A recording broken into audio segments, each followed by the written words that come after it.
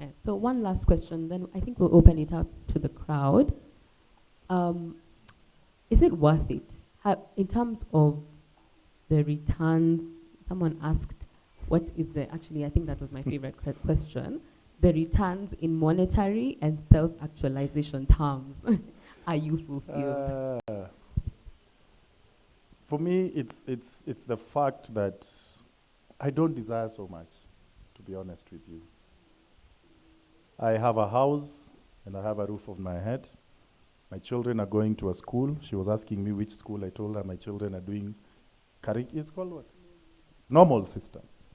You know, that's what they do. That's what I did. So why should I spoil them paying 1 million shillings a term?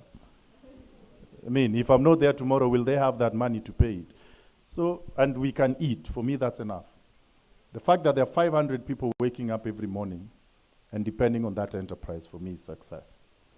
The fact that there are children who come walking and the parents tell me that, Daktari, you know you're the one. The other day was my birthday, and the lady posted that the only doctor who has seen my intestines. I mean, it sounds, you know, but that's how much people trust you with their lives, right? That is somebody who will trust you with anything else. That is good, right? Because they have trusted you with their life and you've delivered. The fact that they have children walking and running around that you helped bring forth life into this world is a fulfillment you need. Have I gotten material goods? Yes, I have gotten material goods. I've tasted a few good cars here and there, right? But it's not everything. I've driven in them and I realized that's not everything I look for. I went back to the basics. I'm sure I drove in today with a car and people are wondering which car is this guy's driving. I mean, as long as you move from point A to B, you're okay. We yearn for these things. When you get them, you realize you are more lonely up there than you are. Life is much more better and simpler at this stage. Be with the people. Monetary, comme ci, comme ça. Yes. I'm not where I used to be, but I'm not where I want to be, but I'm definitely better than where I was. That's very specific. So I have a bunch of questions left, but I think we've spoken quite a lot. And I'm hoping a couple of the questions that are here, like general questions about the healthcare sector, what are the gaps in private sector, what would you tell these young people, if you were speaking to your younger self? Yeah, but I'm hoping these sort of come up in the crowd because I just feel like we need a bit more engagement. So maybe we could have, I could actually just go around. Do we have questions from the crowd? Is there anyone who wants to verbalize their question? Just raise your hand. Okay. Mr. Mastermind, CEO.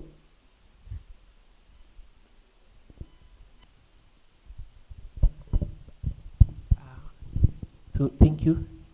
My question is, what is the role of role models?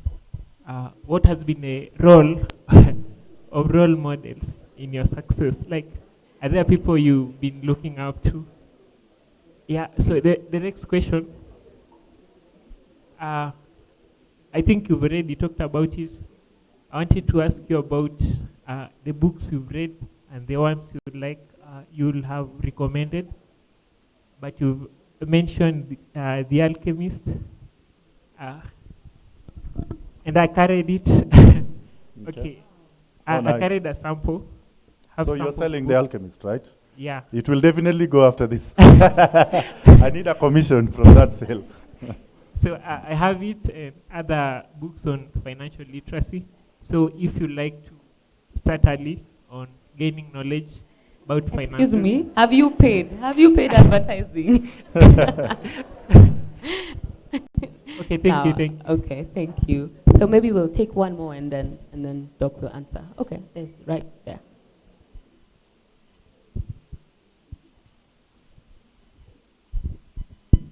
Hello. Hi. Please introduce yourself. And what are you in? I'm Eric Mwariri, a third-year medical student. So my question to Dr. is, so you said when you were starting, the thing that, because for me, I feel starting a clinic is possible for almost everyone. But But now the changes come in terms of growth. Like most of them, they hit a place where you're not going forward, you're not going back. So my question is, apart from like making yourself into a corporate where you are like investor ready, what other things like separated you from now where you are right now, and maybe colleagues whom you started with, and they're the ones in the practice. They're still the ones seeing patients. What are like the fundamentals that made the difference? So what are the factors that determine success? Is that your question?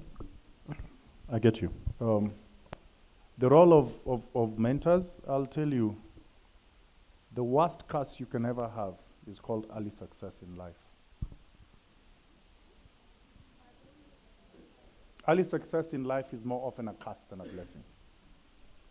Why do I say this? You're shining when your peers are not shining. Right? So you have more enemies trying to bring you down. You get my point? Then when you shine, when others are not shining, then you feel you're entitled that you're better than all of them. Then it can get into your head. Then you lose yourself. And that's why most people who are early success rarely sustain their success. It's a Gaussian curve. Early? I mean, you've just left campus in 5 years, all of a sudden this guy has top of the range car, has this and has that and has that. You understand? And you're shining and you're talking all over, right? So you need to bring yourself down and have someone who tells you you're not yet there. And probably I didn't have that person. Probably my parents did a good job, and I had a subconscious mind that kept telling me, boss, you're losing it, and this is not you, and you need to come back. Right? But you need a mentor, a genuine mentor. The reason why I didn't have them is more often than not, every person I approached, they wanted to take advantage, and they were not genuine. But you cannot do without them. I wish I had one early enough. I probably have not gone through that rough patch that I had. The books that I'm talking about, I'll probably just read. I do a lot of Audible. So when I'm in the car, matatu, or whatever, you know. Yes. Yes, why not? I do. You know, it's not to please you. When I need to run from here to there, I'll take and do the. Yes, I do. I'm not telling you to please you. It is my life. I don't owe you an explanation, right? Yes. You've taken your car to car wash, you're going to pick the other one. You'll use Andudi to go and pick the other one. Yes, so let me just read for you some books. So there's, of course, the 48 Laws of Power. There's Blue Ocean Strategy, right? Long Walk to Freedom by Nelson Mandela is a good read as well. There's a Prosperity Paradox by Clayton M. Christensen. There's a Code Blue. It's an American book about hospital healthcare. There's The Key Man by Simon Clark.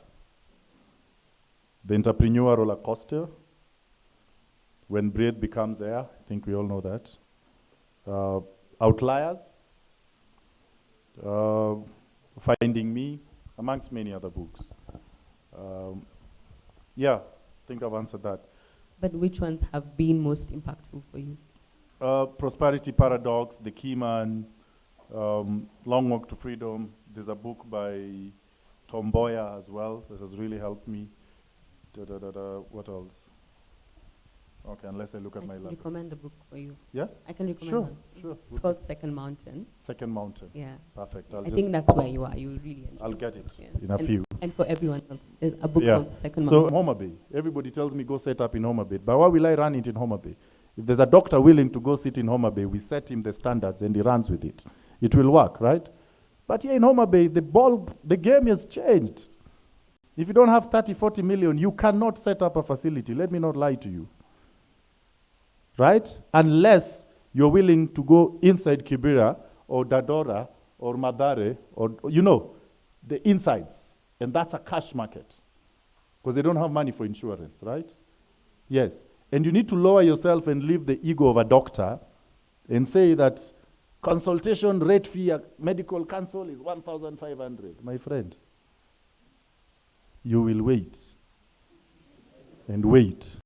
But that guy who will go inside Kibera and say he's a doctor and sits there and gives outcomes which are good, in 3 years will be here giving a talk.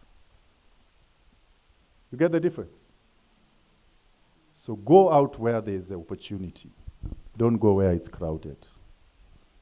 So what makes the difference is you need to run it as a business. I run a clinic. What do I do next? I want to start this. I bank this. These are my financials. This is what we make. Word of mouth is better referee than any other marketing you'll ever do. Ensure your services and your clients are well satisfied. Right? Then build up on that. Build on your clientele. Increase value. Always be the next person. I mean, a lot of doctors have copied what RFH is doing. And they don't even struggle. They choose the same color of the logo. They go look for a name and say family hospital. Fine, that's not copying, you'd say so. But I mean, have something different. What makes you different and standing out? And so we're always innovating. And so we changed into RFH, and now the other day I was seeing another BHF, and you get. But it's okay. Copying is the best flattery. It's a, what do you call it? Imitation is the best? Yes. So have something different that you do that makes you stand out. And always strive to be better. And always have a new product coming in. You understand me? What does it cost to set up a maternity from a clinic? There's a few beds, delivery bed, resuscitator, suction machine, right? Ambubag and all those things. You get the difference? But the labor has more impact than treating a cough. Right? Yes. So like I told you, it's not capital. The capital is X-ray and theater. Those are the heavy capital equipment. But once you have a traffic that comes in, your finances can justify asset financing for you to get those things. Are these skills you learn, or are they innate ability? Do you think you had an innate advantage? Innate advantage? I don't know. I mean, like your personality. Your students, I'm a type A, yes, I'm a go-getter, but your students who have the power to analyze things. And there's nothing that is different from data. Your data speaks for everything. You will run around, but you'll find your answers are on your face. So if you can learn the art of analyzing your data and using that data to make decisions, then you are at an advantage point than all the rest. My name is Sam. I have a few questions. So I wanted to ask, how long did it take you to break even when you started?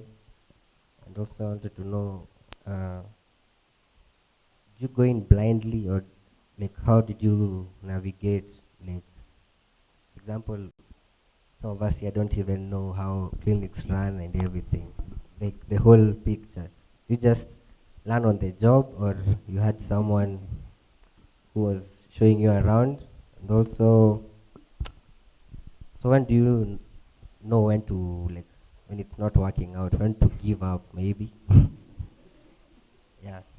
And then one last one. So you said you are working in a government facility while also running your clinic. So I wanted to, is it better if you go all in, you start your own clinic, you work there, you're not looking for any employment, or what is the best approach? Yeah. Nobody was born with all information in this world. And so just talking to people really helps you. I think when I was setting up, there's a clinician who had a clinic in Githurai 45, the one going to committee. And I sat down and lowered my pride as a doctor and went to a clinician and sat down and asked him, how do you run this? And he told me what to look out, right? So you need to go and talk to people who have done it before to help you, right? Also know your weaknesses and your strengths. If you cannot, and you're not an administrator, look for an administrator and become a doctor. Not all of us cannot run hospitals. Let's not lie to each other. If you all go to open, you're going to burn your fingers so much. It's not for everyone. So if you're a doctor, be a doctor, but become an investor and let an administrator run it for you. And pay them a salary and put them on responsibility. That, boss, I need my bottom line looking like this. You understand? Yes. So you need to have people doing their roles. Today I don't practice because I've realized I can't do both, right? You choose a struggle. You can't do everything. So choose one and live with it. The other question was when to give up? Boss, when it's not working, it's not working. You're not going to have debts from here till Timbuktu and you still say we are moving on. Bwana. You will find yourself with a rope on your neck. You know. So, do you have working capital to sustain your operations? Are you able to meet your obligations? If it's not, please don't. Because the problem is, you're going to go into more problems than what you're looking for. I don't know if that makes sense. Right? But if you're in a right place, right mix, right product, people will come in and they'll be able to meet your costs and you'll not have that headache. You also asked when you broke even. Did you answer that? When? How long it took you to break even? How long it took us to break even? I actually don't know. To be honest, I struggled because I had a salary. I used to sustain it with my salary. So I just gave up my luxury for the sake of the business. And then I think when the civil servant scheme came in, and then now more schemes came in, then things now looked up. So that was 2012, 2014, about 2.5 years. Yes. I had one more question about, you mentioned about the licenses. So you said like the lab you need like 300K. So like what other like forms of bureaucracy do you have to go through before you start acting? Today it's insane. You need about 20. 20 licenses. Yeah, it's bad. No, I'm not discouraging you. There's a medical council. If you have a pharmacy, there's pharmacy and poisons. And you need the superintendent who you're paying for using their license, plus the council. You need a lab with a superintendent plus a council. You need a radiology if you have an x-ray. You understand? You need a council. If you have a billboard, you need that thing, the light. MCSCK, right? I mean, it's insane. It's terrible. To be honest, everybody who comes up wants to levy hospitals because people think there's money in healthcare. So is there a way around that, or we just have to? That's why I said, as long as we keep fighting each other, we are not going to go anywhere. We need to come up and unite ourselves. But unfortunately, we don't see ourselves as one unity. Yeah. So it's not going to be the same. It's not going to change anytime soon. And would you say, as you pass it on to the, please raise your hand. The guy in blue wanted to ask a question. Last one. Hi, my friend. So basically, like, if you could give me like one minimum figure you need for a well-run clinic, how much? You want to set up a clinic? Yeah. No, I'm asking. Yes. Right. If you want to set up a clinic, ballpark figure. Yeah. With X-ray or with imaging or with no imaging? With imaging. With imaging. Yeah. You have an X-ray, you have an ultrasound.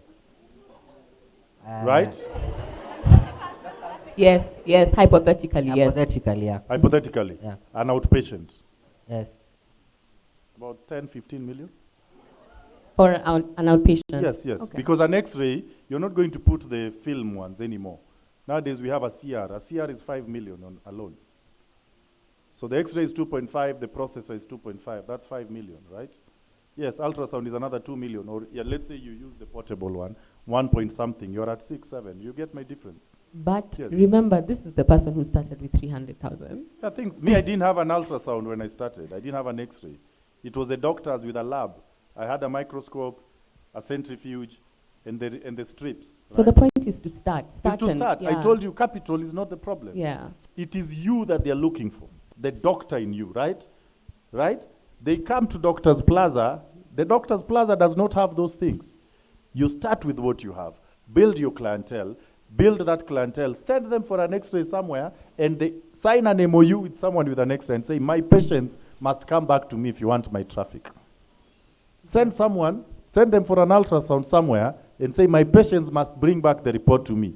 If I see you've taken them, I'm not sending to you anymore. And build your loyalty. Then with your loyalty, now you can go and get an asset finance for an X-ray or an ultrasound. I love that. I think at the core of it is be good at what you're doing, create value, and then grow through that. The guy in blue, who has a microphone? Yes, please go for it. I'm Omondi Opana. I'm a BDS4 student. I have one question. This concept of health insurance, where you see a hospital like trying to come up with like an insurance product. I don't know if you're doing it, but I think I read in literature that you own an insurance company. So I may like for you to like just give us a small explanation on how that model works, and if it is something that we can.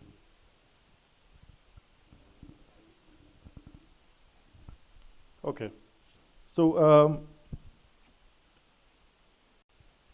having run the facility for some time, initially, today we have a very good relationship with the insurance companies.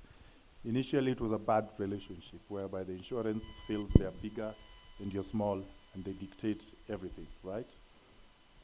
So we said, insurances are selling a product that they don't own, right? Who owns the product? It's us, the hospitals. So why don't we sell what they're selling and own? Because how are you going to sell me a pen and you don't own that pen? Does it make sense? It's not, right? What do insurance companies sell? Medical insurance, right? Who gives the service? The hospitals. Yes? And the doctors, right? But who determines when they're paying you? Them. Who determines how much they're paying you? Who determines whether they'll pay you or not? Are you seeing that relationship? Right? It's a flawed relationship. So, we said the value chain is controlled by us, but we are weaker in this process, and somebody else is stronger than us. So we said, let's also have our own, so that we have our own patients benefiting from us, and with that we can be cheaper. Because we don't have an administrative cost. We run the platform. We have the doctors, we have the nurses, we have the lab, and we have everything. And that's how Red Leaf started. Right? So we had an idea and a concept, and we packaged the marketing, and we marketed. I remember when I gave the person running it, he never thought anyone would buy the idea. And then one Sacco, Matatu Sacco, came and registered all their members. Then the next person and a patient and a patient and a patient, and they referred each other. And today we have 6,000 members in the platform. Right? But the idea is you have to seek care within our facilities. That's why it's cheaper. I will not treat you less because I want you to renew. I will treat you better. But at least I have the money with me. And I don't have to wait for somebody else to pay me. That's such a great idea. Do you think it's going to grow bigger than RFH? I think the brand is now bigger than RFH. But again, it can't grow bigger than RFH because it depends on the network that RFH does. But in terms of the concept, are you the first? Does anything like that exist? No, we are the first to do it. So we are now looking at how to partner with. We are looking at how to partner with another insurance company now that we are talking to see how now we can open it up to the other. But that having come up, the insurances have realized that micro-insurance is a direction to go. Because only 10%, or actually 5% of Kenyans are insured. 95% are not insured. So where is the business? Is it the 5 or the 95? Look for the 95. And so now all of them are coming up with micro packages. But for micro packages to work, you must have the hospitals with you. Okay. And that's the Equity Affairs and the RFHs and the Penda Health and all that chains coming up. You right? So that's the direction healthcare is going to. Because at some point, it must be affordable. Because we cannot do without healthcare. But then again, at what cost are we doing it? So there are many opportunities out there. If I was you right now, I'd be thinking of telemedicine. We can't run away from it. It is coming. It's going to be here with us. When I started Mkoba, nobody ever thought I can order something and trust a Kenyan to bring it to me in the door. Right? When telemedicine was saying, how will a doctor be consulted on phone and give me answers? Boss, that was my thesis in Harvard, and it was a winning thesis. How do we construct a hospital into small pieces? It will reach a point where hospitals will only be theaters and ICUs. Even wards will be within our own homes. That's the direction the world is going to. Everybody's looking for convenience. So what convenience are you giving your patients moving forward? Just because you've spoken about that, maybe Great. talk to that future of healthcare as he asked the question. Yeah, so future of healthcare, as I've said, telemedicine is one of them. AI, today if you're a medic and you're not techie, you're doomed. Sorry to say. It is what it is, right? Nobody wants the abdomen to be opened. Everybody wants laparoscopic surgeries. So now, the advantage, sorry to say, and I'm not hitting on anyone, be proud, the rich kid who was playing PlayStation at home is now better off than that boy who came from the village. Because he can play with those, that's what laparoscopic surgery is, right? The fine skills have been mastered. So that's his place to shine. Right? AI in healthcare. Everything is looking at convenience of the human being. You're training to be a surgeon, but very soon you're not going to open abdomens anymore. You're going to do them robotically. And the world is fast-paced. Before, when plasma TVs were released in the States, they would take about a year or 2 years before we see the first plasma in Kenya, right? Today, iPhone 14 is released in the States in 2 days, 3 days, somebody has it here. The new Range Rover was released the other day. We have them on our roads, right? So it's a global village. One thing is discovered today, and in 2 days, it's here with us. So you need to keep yourself at pace with the technological advancements. My name is Mwendwa, MBCHB Year 2. I have a question for the speaker. In the course of your business, have you ever suffered any major setback or loss, and how did you bounce back? Any major setback? I've just told you at a personal level, I've gone through very rough paces. Was it which year were we having an election? Is it 2017 or something? I mean, you're watching news and the first thing you see is a breaking news about your facility. And it rained for 4 days, the way we had mismanaged a child, right? I'll not talk about the details of that.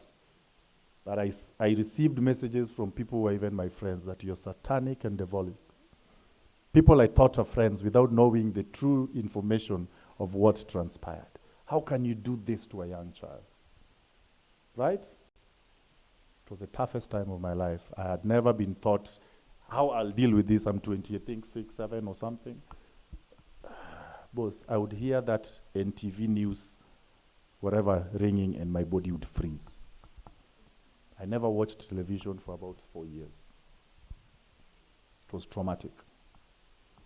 But the patients who knew us stood by us, and that gave me hope. Otherwise, we were shutting down. And you go to social media and people say, close that thing, shut that people, they're after money, they're what, and people are talking bad. Another one later, PPH, which happens anywhere, it's politicized, competitors on it, and they run with it, and it's rain on TV. And of course, we saw the 1 hour licenses were cancelled because of COVID vaccine issues, and that's business. It's not always going to be rosy. So you need to just tighten your belt and move on.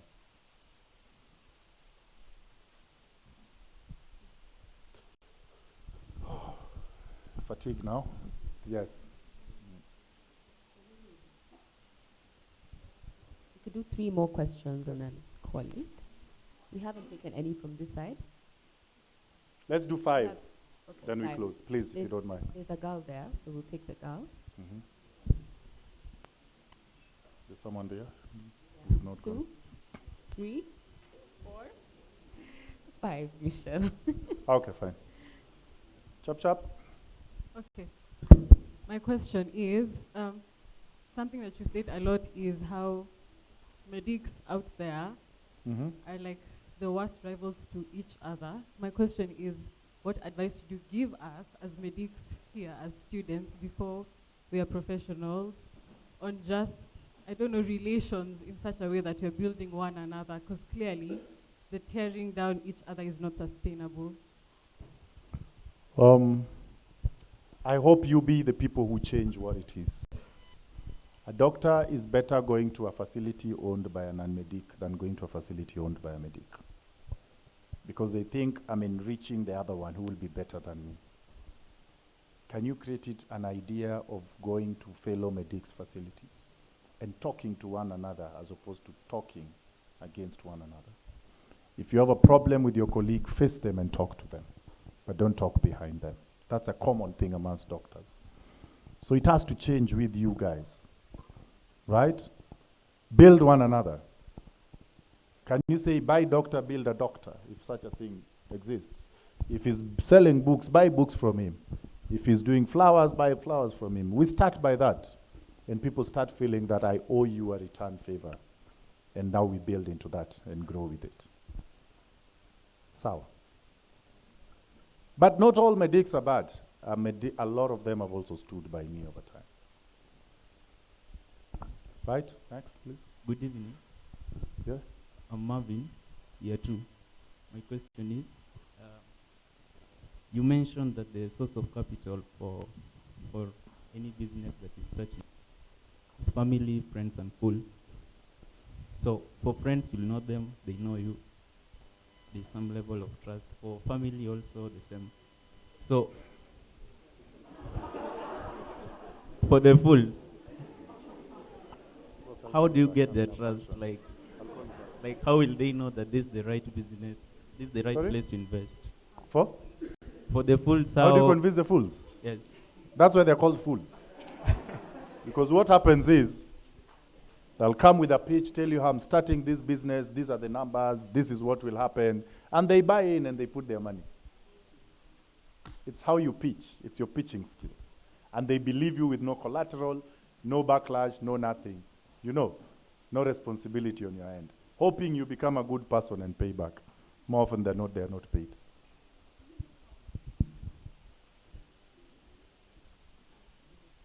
Hi, my name is Eugene, I'm BCHP2. I have a question on the future of RFH. Because I've seen this with many dentists. You find one opens here and then the next, right? So are you seeing medicine go the restaurant way of franchise, where you guys have the name and obviously capital is a bit expensive? That's the direction. What is happening is we are moving to a place where before we had every Tom, Dick, and Harry doing their own things. MedAccess, MedIxis, MedWorkses, you understand? Yes, so we need to change that and consolidate. We are going to see a lot of mergers and acquisitions. Equity is a franchise model that has proven that it can work, right? We are putting up our chain. We are looking at whether franchise will work for places which we cannot access at some point. The issue with franchise is you have to be very sure to maintain standards and quality, and also bringing multiple different minds together. Equity Afia happens to have a big brother, which is Equity, the bank, that controls them, right? So basically that's the direction. You'll find either RFH or I saw Avenue has raised about 1-point-something billion the other day. Either they can come and buy out RFH and say, now RFH is a part of Avenue Group. You understand? That's where we are going to create more of solid brands than small brands. The small brands might not survive for long. Yes. Hello, Doc. My name is Frank. We are in a society where you start a facility or a business, you employ someone, that person wants you to be there for him to work properly, unless you steal from property to capital. Unless you? I'm saying you employ someone, and that person wants you to be so that he works properly, otherwise he can steal everything. How did you go about it? So how do you manage your staff? How do you get In your employees you First, trust? Yeah. okay. Initially, it was much easier. You make them buy the idea. Because I tell you, you're first working for yourself and not for me. Right? You're there because you need the pay. But how will you pay yourself? It's the work you do that pays you. I don't have a tree with money that I pluck money and pay you. It is the money you generate that I use to pay you. So first, the employees need to understand we are doing this for us and not for our employer. But along the way, when the growth comes and grows, then culture gets diluted. And so now it becomes, it's a transaction. I pay you, you work for me, right? So how do we align each other? I will sell for you the dream, but people will never buy that at a larger scale. So we just literally, they are KPIs. I expect you to deliver 1, 2, 3, 4, 5, and I expect to give you this. Then there's the other variable motivational aspects, either bonuses or what or stuff like that. Yes. Okay. So hello, my name is Kamenshu, and my question is still on the importance of personnel in business, and especially in a business such as a hospital where it's really driven by the staff you have. So you mentioned the two hospitals, not the two hospitals, the two businesses you started, first Mkoba and then RFH, both of which, okay, Mkoba fell because you moved on. Mkoba, yes. When you moved back to Homa Bay, business, because you are the business. So again, moving on from how you manage your staff to how do you grow your business with staff? Are partnerships a good way to go, or how do you pick the right people to go into business with you? I think if you're listening very well, I said I look for attitude more than anything first, right? I look for attitude more than anything. Organizations are the people. Otherwise, the people can bring organizations down. So first, are you a person whose attitude is positive, willing to learn, willing to be trained, willing to be corrected? If you have that, then it's much easier for us to have a conversation. So for me, it's an attitude issue more than anything else. Right? Yes. So once you have a positive attitude, you'll sell the dream to them, you'll sell the idea to them, tell them there's value for growth for yourself and for the organization. And once they buy it, then you train them, make them better, sharpen them, retain them, and then that's the only way to keep things going. And this goes for both clinical and non-clinical It's everything. staff. Okay. It's the same across board. Okay. There's no difference between a clinical and a non-clinical issue. Running organizations are the same. It's problem solving. Yes. Okay. I think this is the last one. My name is Michelle, level 5. My question is, at our level here in med school, what financial advice would you give us at this point in our lives? Anything you'd want financial to advice? us know? Yeah. Concentrate and pass your education. No, I mean, I know you'll say, come on. But you see, I'll tell you one thing. Why did I shut down Mkoba? How many years have you done in primary? How many years have you done in high school? That's 12. How many years have you done before you joined campus? That's how much? 13. How many years have you done to this point? 5, 6, or 7, right? 20 years. If today I start telling you, start looking left, right, and center, and you fail, you lose 20? The primary focus you have today, the biggest investment you've done to this point, is your education. First, ensure it's solid and secured. Pass first. Otherwise, I would be lying to you if I start telling you other things. Let's be genuine with one another. I believe you called me here to tell you the truth, right? Yes. Otherwise, I will tell you, start selling mandazi dondo here, you get. Yes. Let's be factual. If you're not going to pass here, you're going to go into depression, you're going to see your friends riding cars tomorrow, you commit suicide. That's what's happening with most doctors. Right? And you start smoking weed, and then we find you at Madare Mental. I hope I've answered you. It's not what you expected to hear, but it's the truth. Yes. The money that your parent is giving you, ensure it's comfortable enough for you to concentrate in school and pass. Not everybody has a capacity to do 2, 3 things. And I'll honestly be lying to you if I told you I stopped Mkoba at 4th year because I could not double multitask. 5th year, you can't do anything else. 6th year, now that it's there, I don't know. But anybody telling you to do other things is lying to you. Let's be honest. Let's be honest. Yes. Mm-hmm. I think let's just, I think one, who, guys, just so that we don't have to bring you back, let's just close there. Satisfy the questions. We might never finish questions. Yeah. Yes. Last one. My name is Jeremy. I'm a pre-intern. So we all know the current situation with the fact that we finish internship and then we are all dumped.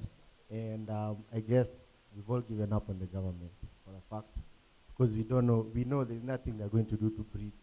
So I wanted to ask, from where you sit, private sector, in administration, first, what do you think, what role can you play as private sector? And what do you think really is the problem? Let's put aside the government, because we know the government won't help us. And then someone else wanted to ask whether you accept electives at Roy Family Hospital. Someone wanted to find out if you accept electives at Roy Family Hospital. First, we don't accept electives currently. I'm sorry. There's that issue that if you bring people who still, it's a private institution. Electives, I have to be there and train you. You're not going to get the necessary experience you're looking for. Go for electives in a public hospital. I went to Kisumu District Hospital, and that's when I knew how to treat malaria, I knew how to put granulas, I had all the chances to do all these things. So today you're talking about, before we even go into what the role of the private sector can play, can you first ensure you're a good doctor? Because the problem I'm having today is getting good doctors. It is the truth. And I'll talk as part of the private sector. People are slowly and slightly becoming more preferred. The clinical officers are becoming more preferred than the doctors. Do you know that? Because during internship, wanajitolea. Doctors wanaenda internship, wanapata pesa, wananunua gari. Kichwa inafura. And you don't see them in hospital. MOs. I'm telling you the truth. If you call me here to tell you the truth, I'll tell you the truth. What you do with that truth is up to you. You can love me or hate me. I mean, you know. They buy a car, wanaswell kichwa hapa, sasa. You cannot even tell them anything. Very entitled. Unfortunately, I don't know, most of them are still living in their parents' houses. So they don't have serious responsibilities. The attitude stinks. The way they treat patients is, it's bad. So first things first, if you're a good doctor, you will not lack a job. Let me not lie to you. If you're a good doctor, jobs will look for you. Right? Yes. So just ensure you're good at what you do. You will never sleep hungry. Because I can sit in my house in Donholm and give my number to all the hospitals in Umoja and Kayole and know that I'm very good in cesarean section and tell them, because they cannot hire a medical officer, call me and I buy a motorcycle. CS is 35, 45 minutes, right? I will go there, you pay me 8,000. I go back to my house and watch Netflix. Another one calls me, you pay me, how much will you make? You understand? So ensure by the time you leave your internship, your skills are top. A1. Outside Nairobi, there are no doctors willing to be there. With the counties coming up, there are a lot of hospitals being opened, but they don't have personnel to do that. Right? But we are all waiting to be employed. You will wait. Create that employment for yourself. Because the rules is market forces is supply and demand. 1,000 doctors jobless every year. By 5 years is 5,000. So you have 5,000 doctors. Hospitals are 5,000. When will you get employed?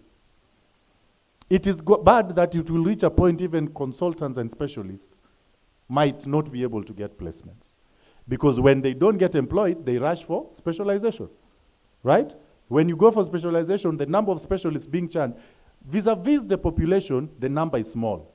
Vis-a-vis the market uptake capability, it is not the same.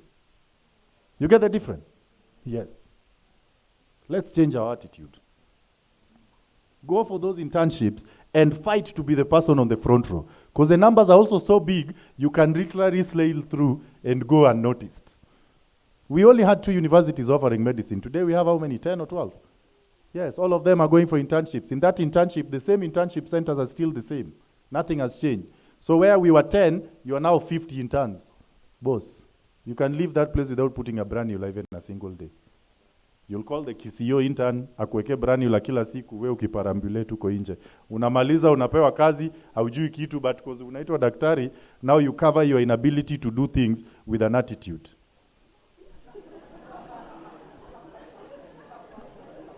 I can see the way you're looking at me, but it's the truth. Please forgive me if I've hurt you, but the truth has to be said. Sasa juu hawezi ambiwa, unaekanga hapa, I'm a doctor, you don't question me. Or if you're put on the corner, you throw your hands and walk out. We've had doctors walking out because they don't want to be put on the corner. It can't work. And then you'll start saying the government has nothing to do with this. The government is a purchaser like any other. They'll only take what they can pay, right? They have a budget. So we used to graduate 2,000. We are graduating 5,000. It cannot take the whole 5,000. Let's accept the realities that market forces have changed. You will fight the government forever, but you will not fight the change. You will not look for it. You will not get it. Our budgetary allocation is the same. Our tax collection is the same. The number of graduates have tripled. What was allocated for interns has remained more or less the same, right? So they can't. Create your own niche because you are in a field that will always be needed. Why don't you finish as a medical officer and go do echocardiography training? How many people can do echocardiographs and interpret? Right? How many MOs can do ultrasounds? Hospitals in the village there don't have sonographers. They don't have cardiologists. You can be that ecotech. But we have left these courses, right? And people with diploma actually flourishing better than us. And I'm happy nurses are here because they are taking over. They have more zeal to be successful than most of us. Because as doctors, we think the world owes us. The world doesn't owe us anything. Zero. Right? Yes. I'm sorry if I've hurt you, but I've told you something that will change your life. No, we cannot be told this we won't hear this anywhere else. This is pure distilled wisdom. There's an intern actually watching from Vihiga online. And Dr. Albert Chebelukot, he's asked me to ask you. Have you guys laughed? They know him. Does he miss attending to patients clinically? And are you more on managerial work, or do you still find time to attend to them? I think you've answered that. I don't see patients. I miss my cesarean sections more than anything else. Yeah, but it is what it is. Okay. Yes. Okay, so by way of closing remarks, and thank you. I think also I'm really impressed by the quality of questions that were asked. I expected, I don't know what I expected, but great questions from everyone. Yeah, so just now that you have a vibe of who the audience is, and you've told us so many things that we probably wouldn't have had anywhere else, give us your closing remarks. I'm sorry, I'll have to rush somewhere because I'm being called somewhere. One of my patients has given birth to twins, and I have to be there for them. So yeah, thank you guys very much. If there's anything that encourages me more than anything else is the thirst and desire for information that I've seen today. It's on a Wednesday evening. You'd be watching Netflix in your room, but you've chosen to be here. For me, that is a positive indicator that something different is happening in our colleges. And for that, you need to clap for yourself.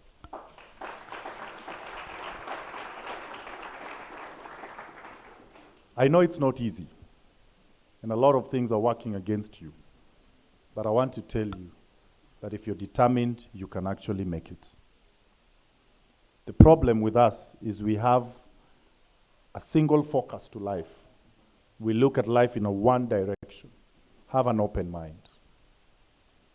During our time, doctors wanted to finish internship, go for masters, become a specialist, and everything else. The ones who decided to do non-clinical things were seen as failures. But that's not the same. It's not the case, right? So have an open mind. A lot of things are changing. Neuroscientists, neurophysicists, cancer care is becoming huge. Explore those things. Because when you have something that the market needs, the market will look for you. But we can't all be ops guys. We can't all be physicians. We can't all be neurosurgeons. We can't all be surgeons. We can't all be plastic surgeons. The problem with this country is we are all copycats. One direction, we all run there. There's a time they were saying we're only 5 neurosurgeons. Poop. Everybody wants to be a neurosurgeon. Then plastic surgery came and all these girls want all these things and all these men want six-pack. And everybody wants to be a plastic surgeon. Right? Stop following one another like sheep. Have your own independent mind and follow what you want to be. And with that, you will never lack. Ladies and gentlemen, I wish you all the best and may God bless you. At this point, I wish to leave. Please, we just need 5 minutes to have a little thank you for you. So I'll invite Ntusi, who will take us through. Thank you, everyone. Thanks. You've been a wonderful audience. Really appreciate you joining us.